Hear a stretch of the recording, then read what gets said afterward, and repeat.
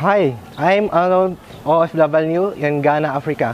In the last 2 months, ay nagawa kong kumita ng 84,000. Pag i-total ko lahat yung mga kinita ko gamit ang proven automated system ay umaabot na ng 544,000. Hi, my name is Sai from Davao City, and using the system, nagawa akong kumita ng almost 190,000 pesos. Hi, my name is Raymond from Pasig City. So in total, kinita ko dito sa system na to is 518,600 pesos. Hi, my name is Jico, and using this system, I made 310,000 pesos. Hi, my name is Angel from Caloocan City. Gamit ang system na ito, nagawa akong kumita ng 35,000 sa loob ng 18 days.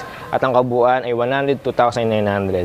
Hi, my name is Jojo from Caloocan City. All in all, ang total income na kinita ko na gamit ang system na to ay umabot na ng 212,900 pesos. No? Hi, my name is Jay from Cavite. In the last 2 months, kumita ako ng 70,000 pesos using this proven income system. So kung ito-total ko ang lahat ng kinita ko dito ay umaabot na ng 106,000. Hi, my name is Jonathan from Bohol. In just 2 months, kumita ako ng 85,800 pesos using this automated proven system. Kung itotal ko lahat yung kinita ko dito, umabot ng 485,800 pesos using this system.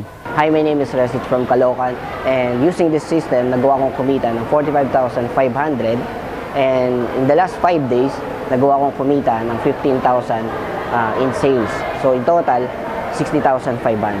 Hi, my name is Ken. I am a registered nurse. Yung kinita ko for the last 30 days ay umabot ng 30,600. Kapag i-total natin lahat ng mga kinita ko, umabot siya ng 123,000 pesos. Hi, this is Paulo from Quezon City. Using this system, nagawa kong kumita ng 13,800 in just 1 day. And all in all, nagawa kong kumita ng 143,200 pesos. Hi, this is Mau from Bulacan. And using this new system, I earned 284,900. All in all, ang kinita ko using this kind of system is 2,428,300. At kung gusto mong kitain yung mga kinikita ng mga current member and affiliate of this community, all you need to do is to decide na maging part ng community na to.